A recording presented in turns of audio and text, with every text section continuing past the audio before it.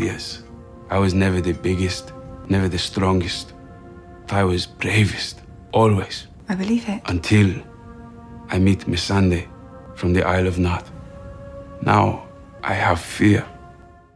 Yo, this dude is cracking up while he's listening to his own voice. And I'm so engaged in the storyline because it's something that you just cannot figure out in one or two watchings. And I've been watching this series, Game of Thrones, since it first hit TV. Since it first came on TV. And I really liked it because I was one of those kids who grew up playing Dungeons and Dragons and had one of those really wild imaginations. Nerd. Okay, well, whatever. I like to call myself a strategist, DB. I was a strategist. I was figuring things out then. But all the different storylines that's in Game of Thrones and just the way it's shot, what a magnificent piece of work and how interesting it is because you can never really figure it out. I don't know one person I know who could tell you what Game of Thrones is really about. But I know there's been a lot of great actors that have come out of it, and one of them is here with us today, the one and only Jacob Anderson. You know him as Grey Worm from Game of Thrones. What up, man? How you doing? Hey, man. Yo, why are you cracking up when you listen to your own dialogue? Why does that make you? I don't know. I think it's like I watch it once when it comes on. Okay. And then I'm like, just hearing it. I think as well hearing it without seeing it. Oh, that's what made you laugh out? Yeah, it's my voice. Yeah, because the visual put the context on it, right? Yeah. Yeah. How you think you delivered those lines? I think I did all right. Did all right? Yeah. I'm pretty happy with that scene. Yeah. Yeah, and I'm not normally happy with anything that I've done. I'm like, yeah, I'm not really like that. I watch it and I'm like, oh, I could have done this better, I could have done that better. But that scene, I'm quite happy with it. That was a powerful That's why scene. I can laugh at it now. That's why you laugh. Your co-star in that scene, her character's name, is it Miss Ande? Miss Sunday, Yeah, Natalie. What's her real name? Natalie Emmanuel. Okay, yeah, she's incredible. She is. She's amazing, awesome. man. The two of you got great chemistry. That particular scene, she was actually nude. No, the one that we saw was when you first saw her in the lake. Okay, and she saw you and she was like, "Oh, she had to cover up." Oh, the pervy scene. Yeah. You're married? Coming out of the lake. You must be married, huh? I am married. Okay, yeah, you gotta say that. I get it. No, it's the gotta say that, right? What is your acting background? I know you've done things prior to this. Can you share that with us? Yeah, I was in probably my first job was it was a film called Adulthood. Okay. I don't know if you've heard of that. No. Okay, great. I mean, once I turned 21, I did.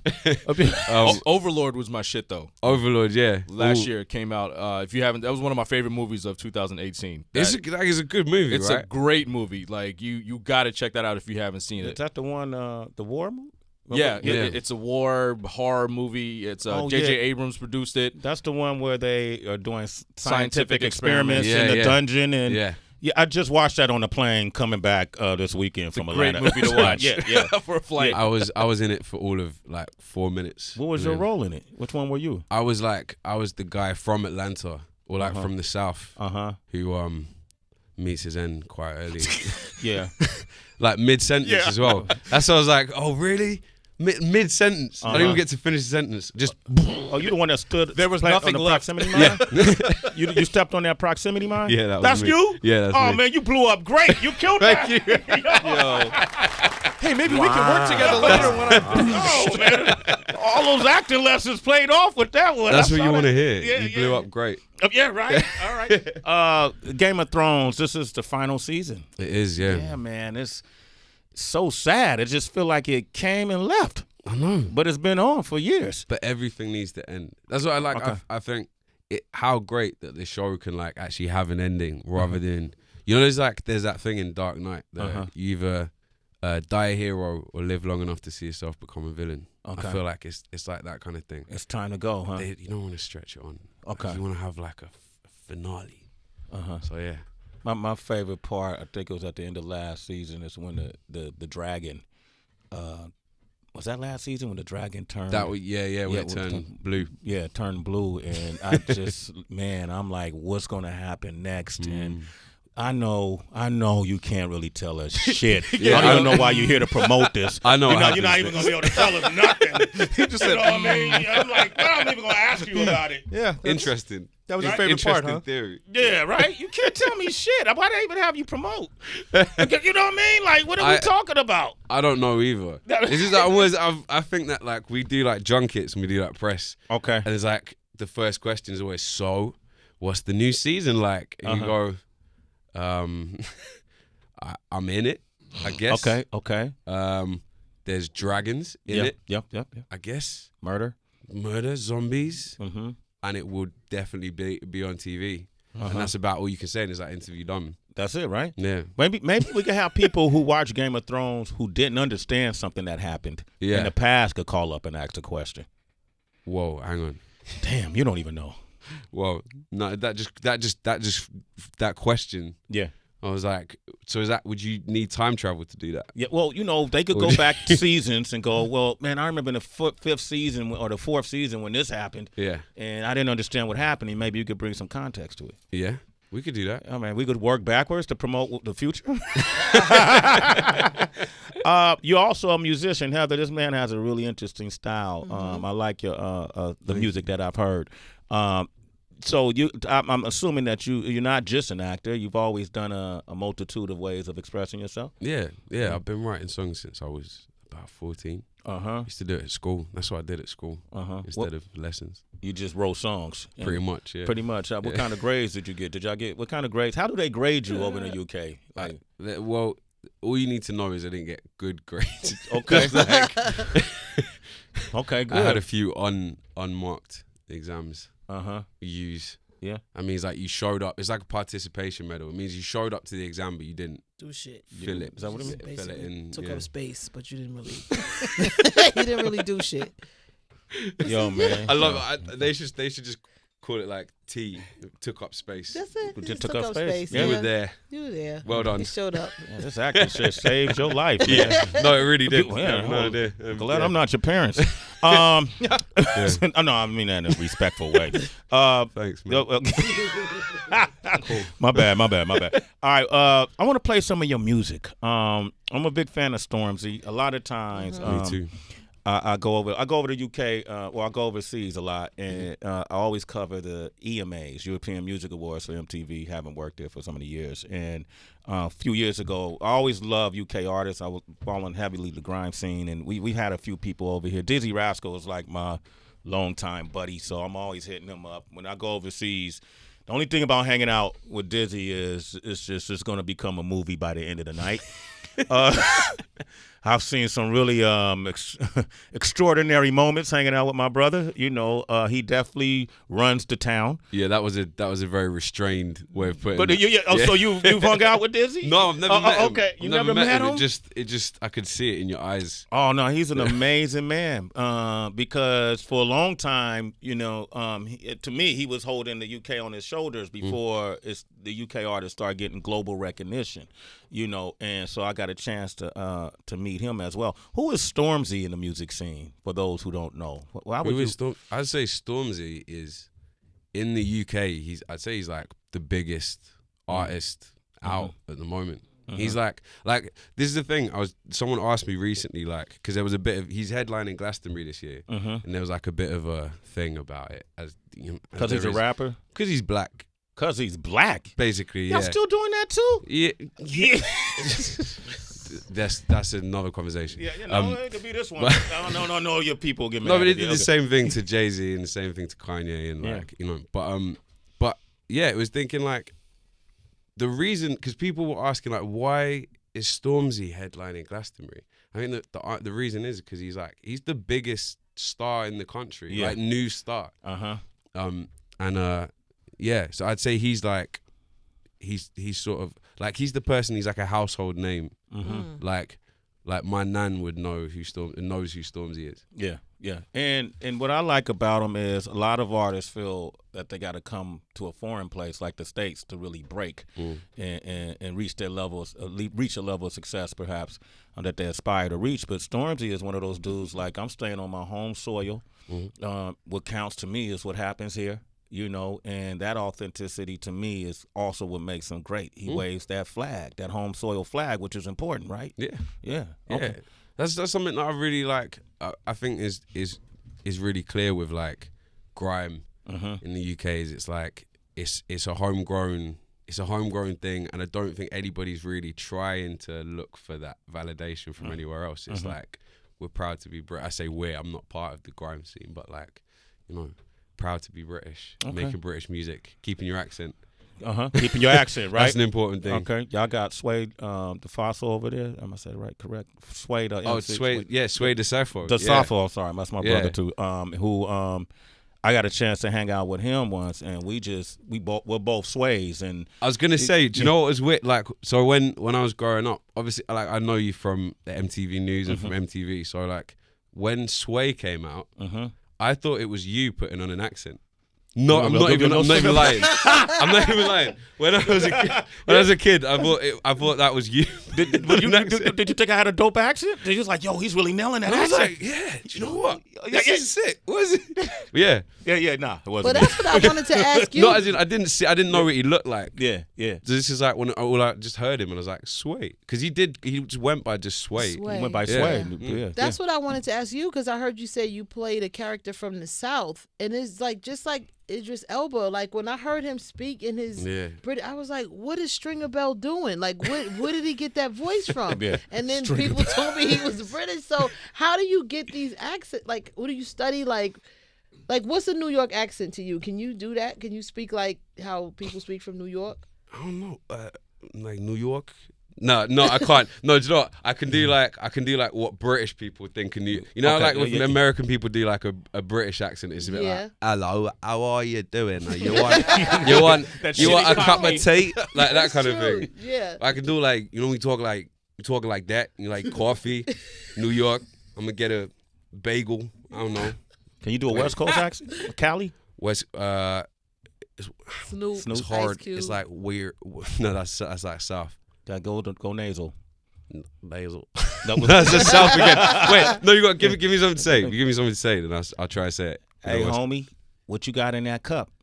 Hey, homie, what you got in that cup? Wow, that's crazy. Nah. I could do better. Don't do Cali. That's not his, Don't take the next job. Don't do Cali. I think with a bit of work, I could get there. like Snoop. Yeah, like how would you do your Snoop? What's your Snoop like? Snoop's hard. Same sentence. 187 on the undercover. Undercover. No, I can't do it. Let them get them out of Cali. I'm not an impersonator. Oh, okay. I mean, like, You're not. Yeah. Now where did the name Raleigh Ritchie come from? it's So I wanted to name myself after like a Bill Murray character. Just I don't know why. What character is that, DB? From what movie? Raleigh Ritchie? Yeah. I'm stumped. What's character? It's two characters from. Do you know the Royal Tenenbaums? Have you ever seen that film? Yeah. There's two characters from that movie. That's like the one movie of his that I haven't seen. Oh, okay. That shit was funny. Okay. No, damn. but you know That what? was When funny. if you go through like Bill Murray characters, there aren't a lot of Bill Murray characters that have good names that I could have taken. So. Okay, Yeah, it was like that's how you got it, man. That's Venkman. That's so There you go. inventive, Yeah, man. I would have known that one. Yeah. Ghostbusters any He said day. it's so inventive. Yeah, man, this guy right here, Jacob is out of this world, boy. He can't tell us about the Crazy. next season of Game of Thrones, right? He's killing his Cali accent. And Bill Murray was his musical inspiration. This dude you're deep, dog. Give it up for man, Jacob. It wasn't my musical inspiration. Okay, I so- just I thought it was like a fun little thing. I didn't want to my songs are really personal, so I didn't want to like go by my actual name because I thought that kind of left me a bit vulnerable. Okay, Jacob Anderson. Okay, you got a song, Me, Myself, and I, which whenever I think of that, I think of De La Soul had the song Me, Myself, and I. And you listen to it, and it seems like it's a confession of how self-absorbed or selfish that you can be, and almost like you're saying, don't waste your time on me. I'm in my own space. Is that what it is? Yeah. Okay, damn.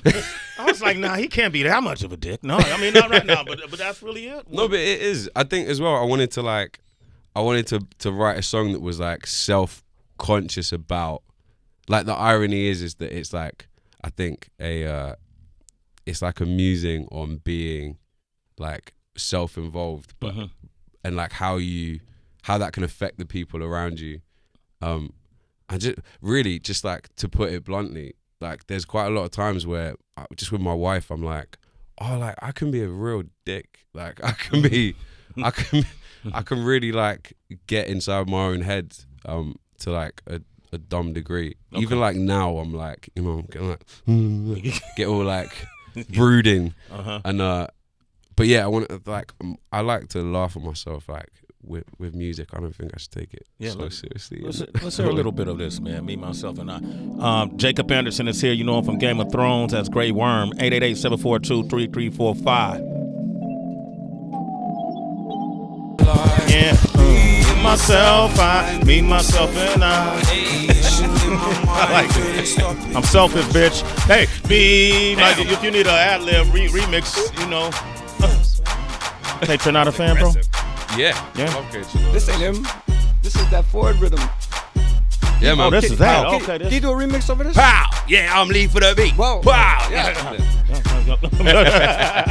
What's wrong? What? I know that song we just heard. You think you can do something over top of this, just like this, sing that verse that we just heard? It goes perfect. I didn't give him a. That's what we do here, man. I'm sorry. He didn't hear the conversation. Wait. Okay. I need to try and remember the verse of that song. Okay. Remix. Raleigh Ritchie. How does this song go? Me, myself. Not the chorus. Alright. Caught it. I'll just do the end verse. Caught it. Raleigh Ritchie, Sway in the Morning Shade 4-5. There's a war in my head and it's mad, and I just want to share it with you.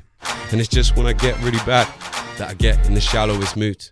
And I blurt and I moan and I chat and lament on my troubles and prove you let me indulge in myself. And that's the thing that I love about you, because I'm selfish. Me and myself, me, myself and I. That was, I have to say, right, as a fan of this show, yes, I'm aware that was the worst, possibly the worst, apart from that Kanye non-freestyle. This is probably the worst freestyle that's ever been on this show. It's not. No, it's not. Especially since it wasn't a freestyle, it was just the bit of the song that you didn't play. But I wanted to let you know that, just to know that I'm self-aware. No. I'm not gonna walk out of here and be like, do you know what? I killed it on Sway. I half remembered a verse of my own song. You have no idea. You have no idea. Man. You in the top echelon, brother. If Trust Sway me, man. start digging up some of those fossils in his freestyle grave, I wish he would for 2019. There are freestyles I haven't posted. They were that awful. Yeah, nah, man, that was great, actually, man. And he definitely, that was so off the cuff, you know. I didn't mean to put you on the spot. Yes, I did. All right, man. Give it up for Jacob Anderson, a.k.a. Raleigh Ritchie. Yes. Yeah, the rep came over and told me, you know, once the rep did that, he ruined it, man, for you. Once the rep said, hey, man, is it okay if he doesn't freeze? I already agreed to say no. You know, I deserved it. Yeah. Once he did that, it was like, that's like coming to my house and telling me what to cook. Yeah. You don't do that, man. But anyway, I'm messing with you, man. Okay. Don't forget Game of Thrones final season, season 8 premieres Sunday, April 14th, 9 p.m. on HBO. Jacob Anderson, you're the truth, bro. Yes. And he got a great song called Time in a Tree. What does that mean? It just means like it's like about nostalgia, being a kid again. You know, we used to climb trees and stuff. Okay. Maybe that's more of a British thing. Climbing trees. No, we've climbed trees, you know, on the West Coast. Do you have trees in New York? New York. Grew up in Oakland, I grew up in Oakland in the West Coast. We got nature, you know. In New York, we have concrete. Yeah. So Heather grew up and she didn't even know what a tree was. We got trees in Jersey. Yeah, but they used to roll them up and smoke them. That's a different kind of tree. Chocolate tie. Shout out to the 90s. All right, cool. Man, you're a man now. That was your boy. That's your last album? Yeah. Okay. All right. Jacob Anderson, a.k.a. Raleigh Ritchie. Thanks for coming by, man. Thank you for having me. Coming on back and hang out. I'm going to come back with the coldest freestyle you watch. Yeah, it is, Bars, man. son.